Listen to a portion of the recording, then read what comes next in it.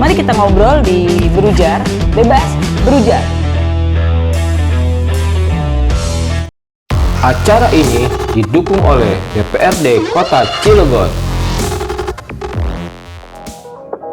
Hai, kembali lagi bersama Speak Up Barometer. Ada yang tahu nggak nih sobat, gerbang Pulau Jawa yang berada di bagian barat?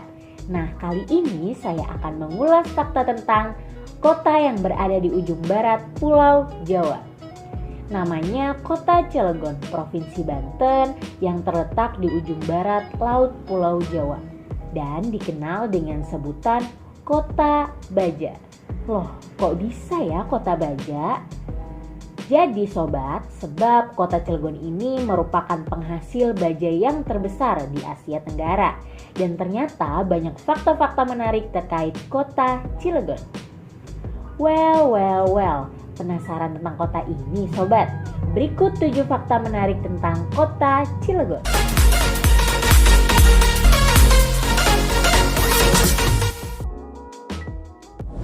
Nomor 1. Berperan penting di masa Kerajaan Banten. Pada masa Sultan Ageng Tirtayasa sekitar tahun 1651 sampai 1672, Kota Cilegon ini adalah sebuah kampung kecil di bawah kekuasaan Kerajaan Banten. Dan pada saat itu Kota Cilegon ini berupa tanah rawa loh sobat, yang belum banyak didiami penduduk. Sejak masa Kerajaan Banten dilakukan pembukaan daerah, yaitu Serang dan Cilegon. Kemudian dijadikanlah daerah persawahan dan jalur perlintasan antara Pulau Jawa dan Sumatera. Hal itu juga menyebabkan banyak orang yang datang dan menetap di Kota Cilegon. Sehingga masyarakat Cilegon ini menjadi heterogen dengan perkembangan yang sangat pesat.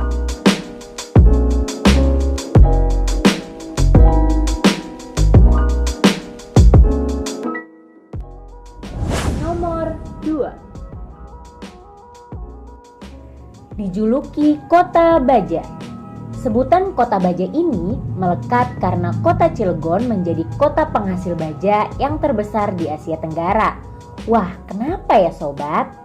Dan ternyata PT Krakatau Steel ini sebagai industri baja nasional yang memang berlokasi di Kota Cilegon. Hal tersebut bermula pada tahun 1962, di mana berdiri sebuah pabrik baja Trikora yang digagas Presiden pertama Indonesia, yaitu Soekarno.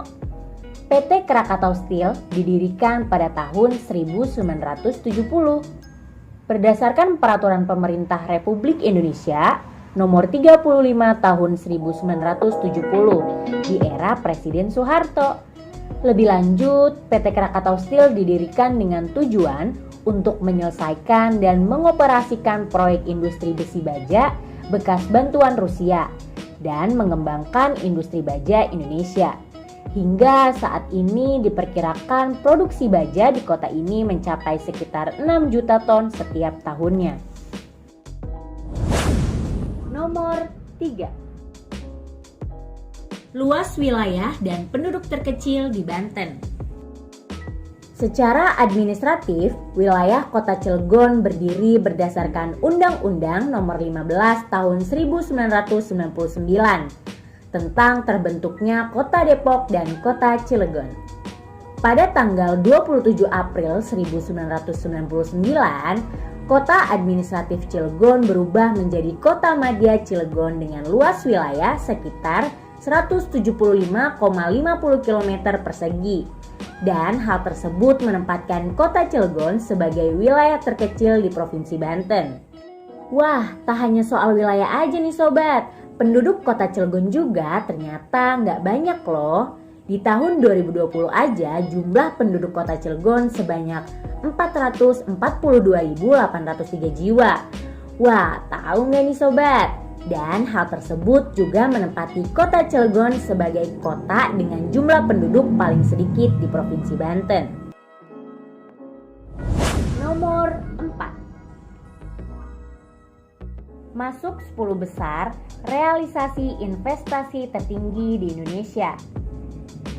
Kendati pandemi pada COVID-19, nyatanya nih sobat, di tahun 2021, kota Cilegon masuk 10 besar kota atau kabupaten terbaik yang dapat memberikan kontribusi investasi kepada negara. Menteri Investasi atau Kepala BKPM Bahlil Lahadalia sempat menyebutkan nih sobat mengenai PT Lotte Chemical Indonesia yang sempat tertunda, tapi saat ini telah jalan dengan nilai investasi sebesar 60 triliun dan tentunya terletak di kota Cilegon.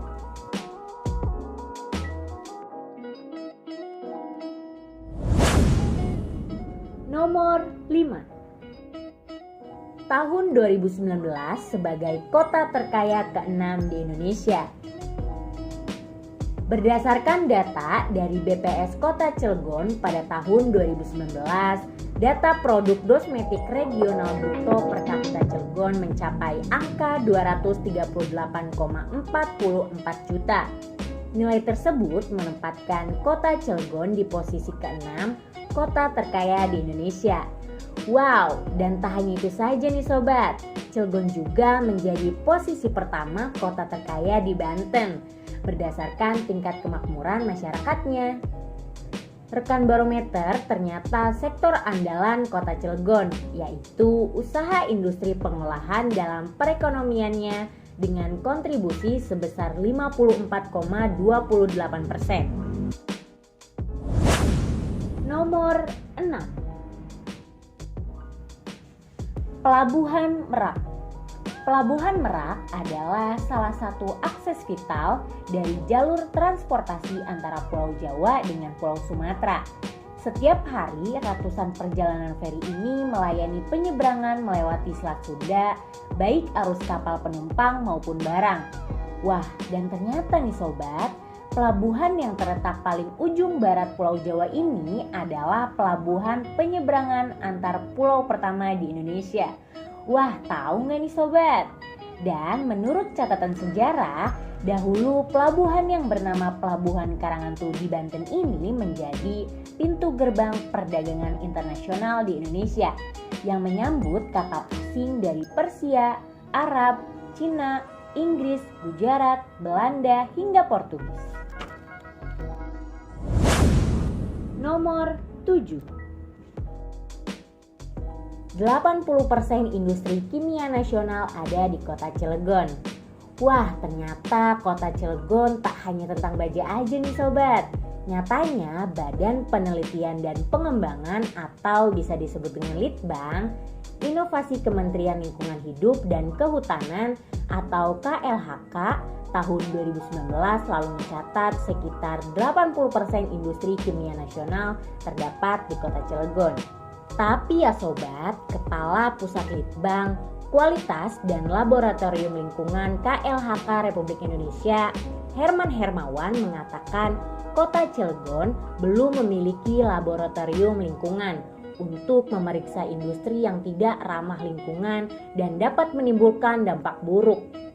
Keberadaan laboratorium lingkungan bisa dikatakan hal paling urgent yang mesti dimiliki pemerintahan kota Cilegon. Karena ini akan menyangkut hajat hidup orang banyak. Wah sobat, kali ini kita dorong sama-sama ya. Semoga tahun ini laboratorium lingkungan bisa direalisasikan oleh pemerintah. Well. Demikian 7 fakta video tentang kota Cilegon. Semoga bisa bermanfaat untuk semua sobat Barometer. Dan jangan lupa subscribe, like, komen, dan share video ini ke teman-teman kalian sebanyak-banyaknya. Tetap dukung channel kami ya, agar bisa menghadirkan video-video selanjutnya. Dadah!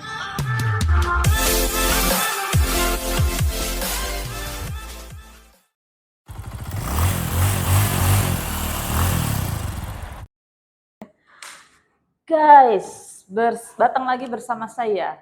Saya menemani dan bersamai saya di sebelah ini adalah Bapak Muda sebagai anggota legislatif Cilegon.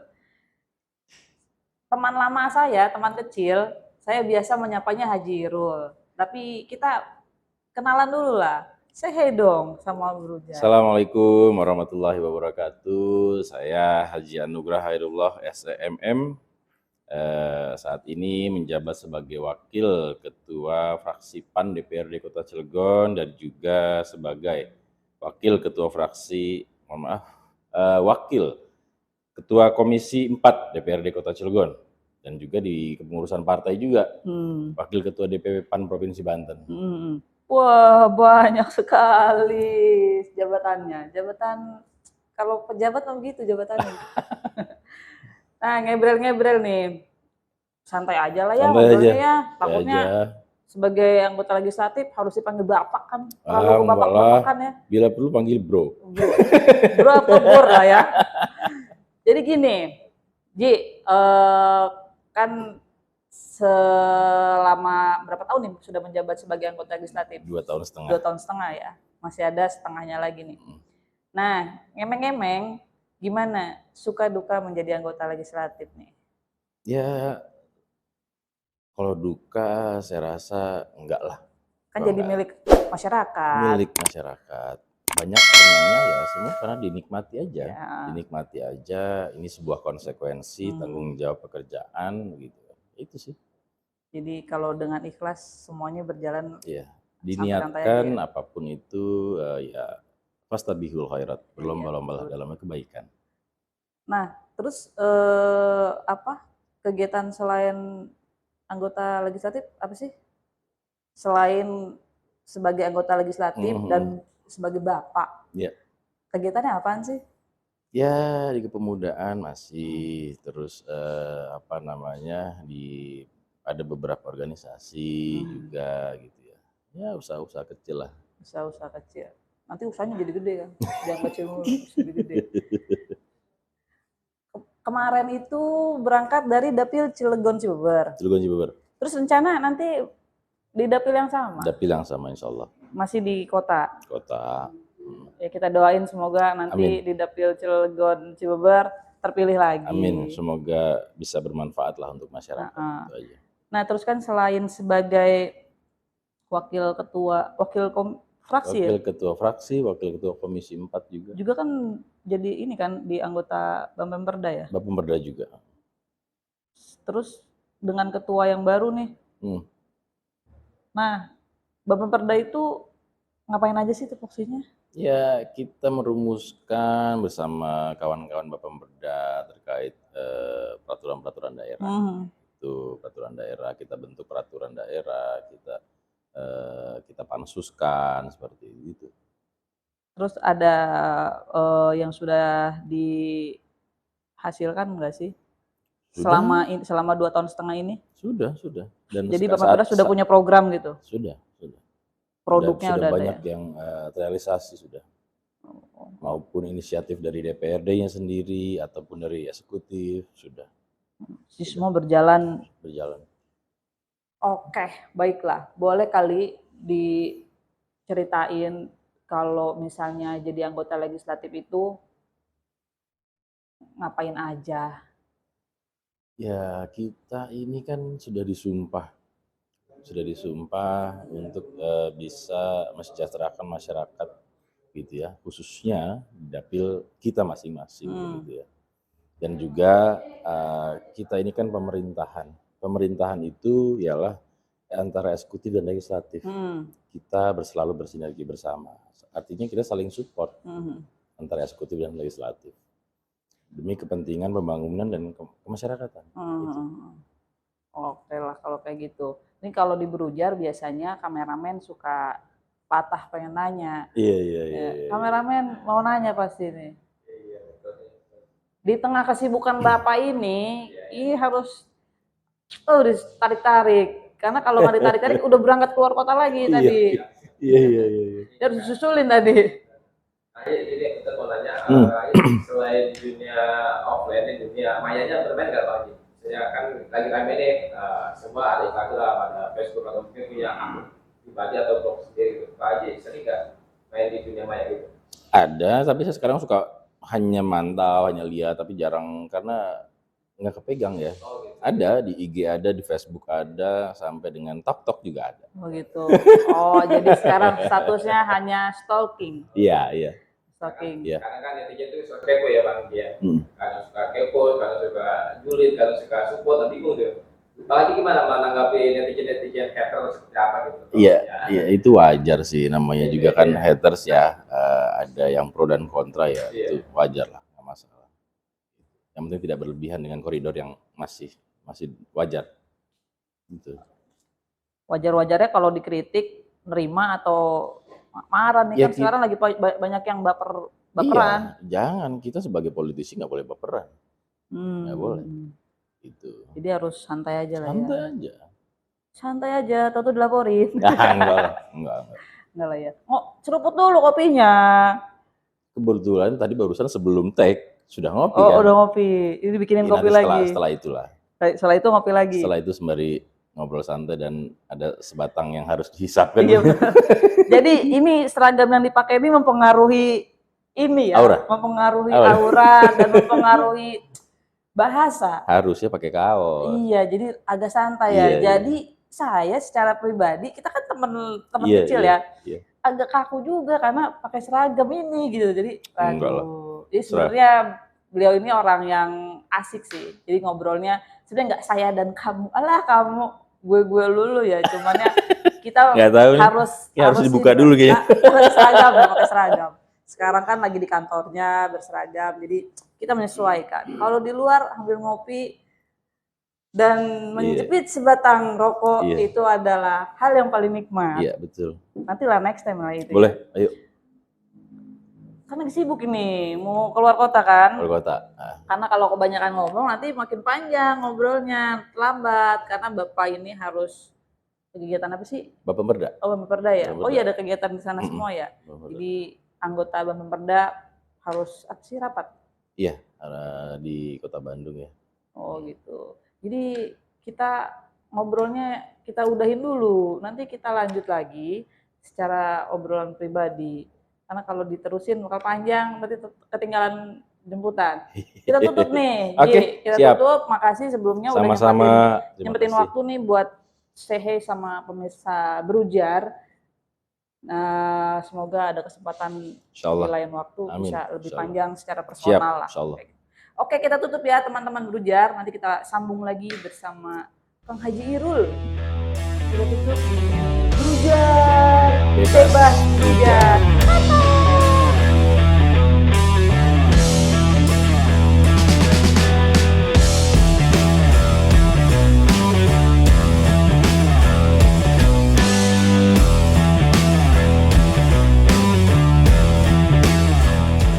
Pemirsa Berujar, saat ini saya sedang bersama Dede Gemes yang cantik ini habis latihan dance ceritanya sama teman-temannya. Kenalan nama satu dulu, nanti baru yang lainnya. Gimana teman-teman? Setuju ya? Setuju dong. Namanya siapa? Oh, biasanya target sehari-hari itu ngapain sih?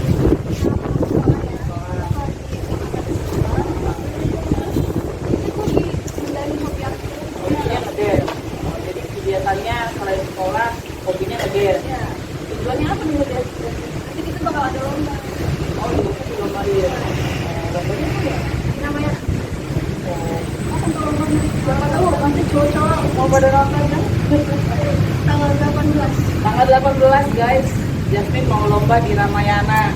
Jangan lupa kalau ke sana dukung Athena. Dukung Athena. Oh, nama dance-nya Athena. Iya. Sport atau gimana tuh? Ya datang aja. Oh, datang aja. Oh, gitu, tolong teman-teman dukung Athena buat lomba di Ramayana tanggal 18 Desember. Baiklah. Mau tanya sama Jasmine. Menurut Jasmine, Kota Cilegon ini sekeren apa sih? Keren banget sih, kayak ada ini tuh udah jalan outnya. Orangnya keren banget ya, luas kan. Terus ini juga kita bisa latihan di sini. Terus apa lagi ya? Wih keren lah, mall juga banyak kan. Banyak dengan kota yang segaris, mallnya banyak ya. Iya, Buat nongkrong-nongkrong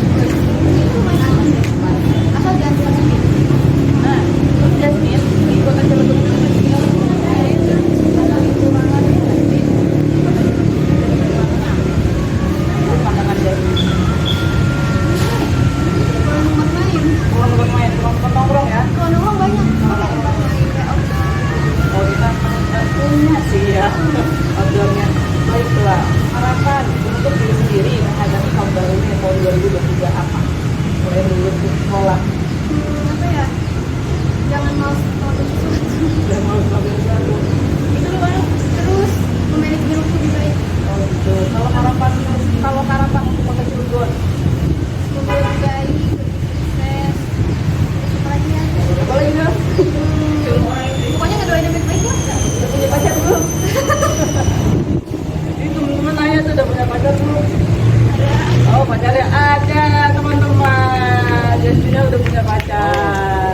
Baiklah Jasmine, terima kasih waktunya. Semoga nanti cepat lulus dan dance-nya nanti tanggal 18 juara ya. Terima kasih. Dadah dulu sama Bu. Iya, soalnya udah Dadah Bisa.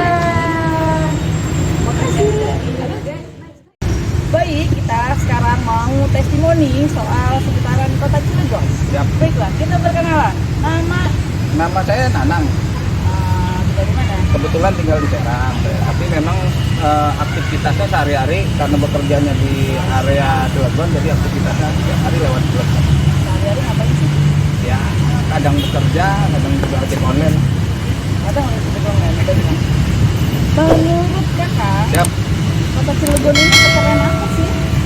Kalau menurut saya sih udah keren kota Cilegon itu ya. Maksudnya banyak tempat-tempat destinasi wisata gitu. Untuk sekarang ini nih, untuk sekarang udah banyak destinasi wisata. Khususnya ya udah keren lah. Udah keren. Yang menurut kakak keren itu dilihat dari apanya? Ya pembangunan saat ini udah mulai banyak gitu ya pembangunan gitu. Cuma memang ada beberapa memang yang harus diperhatikan lagi. Apa tuh? Ya contohnya kan banyak juga jalan nih, gitu. Jalan juga banyak juga memang yang belum diperbaiki lah. Maksudnya memang ada beberapa yang kurang bagus jalannya gitu. Ada beberapa juga mungkin ya bangunan-bangunan gitu ya. Mungkin untuk kayak fasilitas gitu rumah sakit yang mungkin perlu ditambah. Oh, baiklah. Yang menjadi ikon kota Cilegon itu apa sih? Ya, kalau saya ya sebut Cilegon itu. Landmark ya? Iya, landmark Jadi Cilegon itu. landmark Cilegon itu cukup terkenal. Cukup terkenal. Jadi ikon. Ikonnya itu. Baiklah. Tahu nggak wali kota dan wakil wali kota Cilegon itu siapa? Waduh, kebetulan saya ini lewat cuma sama pelamar siapa ya? Aduh, Oke, baiklah. Kalau anggota legislatif atau dewan tahu nggak di Cilegon siapa? saya nggak ada yang tahu. Nggak ada yang tahu. Siap. Nggak ada yang tahu Nggak saya. ada yang tahu ya. Berarti kalau nggak tahu anggota legislatifnya, pekerjaan dewan juga nggak tahu ya? Nggak tahu lah. Sudah pasti jelas nggak tahu saya. Kalau itu tahu nggak gedung apaan? Nah, kalau itu tahu tuh. Gedung DPRD. Gedung DPRD. Dan itu tempat anggota legislatif kerja di situ. Siap, itu pasti yang kerja di situ. Kepikiran nggak sih pengen jadi anggota dewan? Pastinya kepikiran lah. Pasti kepikiran. Ya, dan juga memang kalau ada kesempatan kenapa enggak kan? Jadi anggota legislatif? Jadi anggota legislatif. Aminin dong. Amin. Ya Allah. By the way, BTW anyway busway, menurut kakak jalan-jalan yang ada di sini, rumah sakit dan tempat umum semuanya kan sudah bagus, Ya. cuma harus diperbaiki. Nah kira-kira hanya diperbaiki atau ditingkatkan fasilitasnya atau ditambah unitnya? Kan rumah sakit harusnya memang ditambah. Ya. Kalau rumah sakit mungkin kan kalau untuk fasilitas yang lain juga mungkin ya ada tambahan juga gitu ya, karena memang ya kan itu tergantung dari APBD juga ya, Iya, betul. sebenarnya kan. Kalau memang APBD nya nggak ada, mau tambahnya dari mana? Oke, next pertanyaan, apa sih di kota Cilegon ini yang kurang menurut kakak? Menurut pandangan kakak yang kurang nih di kota Cilegon ini apa? Dari sekian tadi yang sudah disebutkan, Yang kurang kurang dari pemerintahan atau dari warganya kurang apa sih kira-kira? ini kalau menurut saya sih karena memang mungkin fasilitas umum nggak gitu, maksudnya iya fasilitas menurut saya kan ya berguna lah bagi masyarakat, karena memang masyarakat sekarang butuh tempat hiburan yang gratis gitu kan. Baiklah, Mas, untuk diri sendiri menghadapi tahun baru yang akan datang tahun 2023, apa nih harapan terbesar untuk diri sendiri? Kalau harapannya diri sendiri ya seperti yang tahun-tahun sebelumnya mungkin ya berusaha lebih baik dari tahun-tahun yang kemarin gitu kan, inginnya lebih baik lagi dan lebih baik lagi. Atau ada peningkatan lagi? Ya pastinya mungkin harus ada peningkatan lagi. Nah, kalau harapan untuk kota Cilegon apa tuh? di Kota Cilegon harus lebih maju lagi lah daripada kota-kota yang lain. Harus lebih maju. Terima kasih Siap. Kakang. Sampai bertemu lagi kita. Kata dulu buat Brujar. Bolehkah saya meminta testimoni dari brother? Oke, boleh. Nama siapa? Nama saya Yulian Kong. Alamat di mana, bro? Alamat di Jombang Kali, Cilegon. Kegiatan sehari-harinya ngapain? Biasa saya hobinya traveling, jalan-jalan aja. Oh, ini berarti lagi ngejalan-jalan? Iya, lagi istirahat. Lagi Kebetulan istirahat. kan musim hujan gitu. Oh gitu, jadi di rumah aja ya? Iya. Ini kantornya asik Bagus banget ya? Iya, ini Keren. kebetulan baru dibangun sih. Oh, baru dibangun. Doanya aja. Mantep ya. Nah, Nah, boleh dong, Bro Engkong. oke. Saya mau bertanya-tanya Ya, seputar kota Cilegon nih. boleh. Menurut Kakak Engkong, Mm-mm. kota Cilegon ini sekeren apa sih? Keren ya, karena udah banyak perubahan yang sangat signifikan, terutama dari infrastruktur, dari pembangunan, dari mall-mall aja udah banyak banget, dan itu cepat banget pesatnya gitu. Terus keren banget, apalagi udah ada landmark gitu, udah ada beberapa stadion, itu keren banget ya. Keren kotanya, atau keren tata kotanya, atau keren apanya nih? Semua sinergi ya, antara pemerintahannya, pembangunannya, tata kotanya juga. Mereka bahu-membahu, walaupun masih banyak kekurangan, tapi mereka bisa bersinergi, itu aja sih. Oh gitu. Iya. Nah, apa sih yang menjadi ikon kota Cilegon menurut Kakak Engkong? Ikonnya itu banyak ya, bisa dari kulinernya, bisa dari infrastrukturnya, kayak kemarin tuh lagi landmark, atau dari masjidnya, atau dari lagi stadionnya. Itu udah banyak sih. Landmarknya yang terkenal cuman Linggunderan itu kali ya, landmark itu. Landmark itu ya? Iya, ikoniknya itu. Apa pabrik-pabrik yang ada di kota Cilegon nggak menjadi ikon juga tuh? Sebenarnya pada saat eranya ya, tahun 2000-an kota Cilegon tuh kota industri gitu.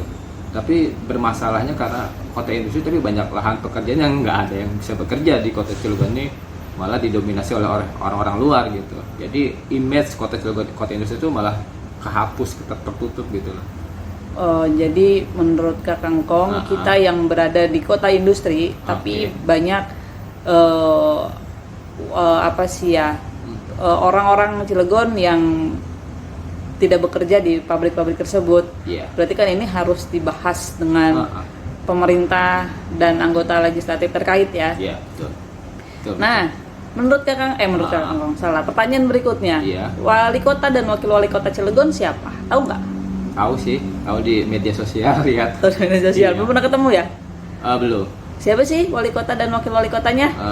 Pak Heldi sama Pak Sanuji. Menurut Kakak Engkong, Ya. selama wali kota dan wakil wali kota menjabat, Oke. program populer apa sih yang beliau sampaikan, ataukah apakah tahu? Iya.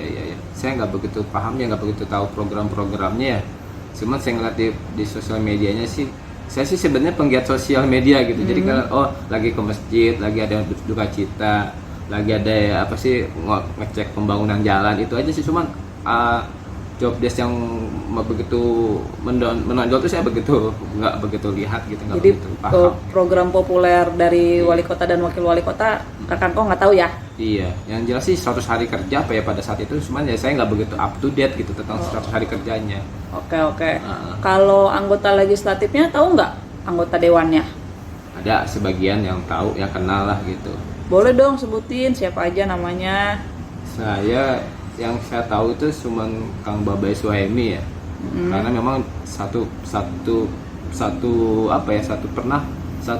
sekup pada satu pekerjaan yang pada sebelum beliau belum menjadi. Oh, belum menjadi anggota dewan. Pernah menjadi salah satu di fasilitator seperti itu, dan itu saya pernah kerja bareng di situ. Oh, sekian banyak anggota legislatif, cuma Bapak Babai aja yang tahu, yang lainnya nggak tahu. Banyak sih, cuma tahu nama-namanya aja. Oh, tapi gitu. Secara pribadi nggak kenal ya? Iya, hanya tahu nama-namanya aja gitu. Oh gitu. Nah, menurut Kakak Engkong, kegiatan anggota legislatif, kegiatan anggota dewan, itu apa sih? Tahu nggak? Banyak sih.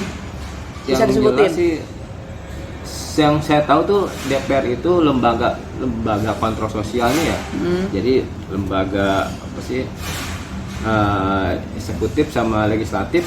Ini kan pemerintah nih menjalankan nih, si dewannya tuh yang mengontrol gitu. Itu yang saya tahu sih. Menurut Kakang Kong, anggota legislatif di Kota Cilegon ini sudah bekerja sesuai dengan job desk-nya belum sih? Apakah sudah mengontrol atau Ada gimana? yang sesuai, ada yang belum sesuai. Karena kan yang saya tahu ini mungkin yang saya tahu ya, anggota dewan ini kan backgroundnya pengusaha gitu, jadi memang kebagi-bagi tuh, ada pekerjaan sama ini. Memang harusnya sih totalitas mengabdi gitu di dewan ini, tapi nggak tahu juga sih, ada yang benar-benar pure mendampingi, ada yang benar-benar setengah-setengah, bahkan ada yang belum nggak paham sama sekali gitu. Nah ini yang kita bantu sama teman-teman di lembaga sosial yang lainnya, saling menjaga pasti kontrol pekerjaan dari pemerintah daerah. Oh gitu. Tapi udah pernah ketemu belum sih sama dewan-dewan yang lain? Ketemu di kegiatan atau? Reses ya, harusnya sih. Reses. Iya, pengennya sih ada reses, ada pertemuan.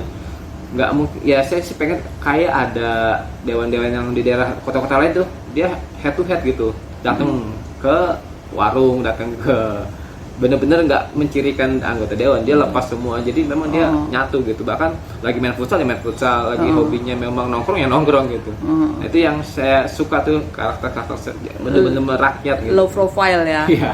Udah, ini ada nggak yang kriteria yang Kakang kau sebut ada di Cilegon? Yang saya kenal sih ada, yang hanya saya lihat ya, mungkin Pak Ketua nih, Pak Ketua DPRD Kota Cilegon, Pak Isro juga udah mulai nonton bareng gitu, udah dekat. Emang dari dulu juga dekat kan gitu. Cuma saya melihat dari pergerakan dari sosial medianya bagus gitu.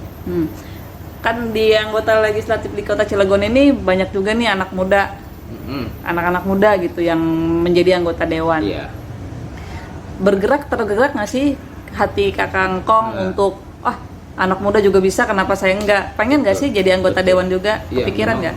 Betul sih, banyak sih siapa yang nggak mau gitu ya, punya jabatan yang bergengsi, kita pun punya posisi yang strategis di sini kan. Cuma kan ada proses mekanisme yang harus ditempuh, mungkin dari pencalonan, permodalan, terus dari partai yang didorong gitu kan, itu harus yang dia tempuh itu seperti itu.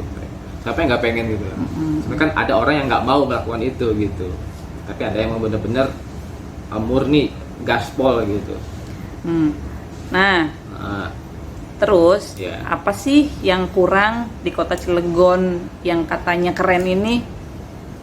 Iya, yang saya khawatirkan tuh sebenarnya masalah lingkungan ya, sampah. Jadi memang masyarakat tuh masih belum sadar gitu.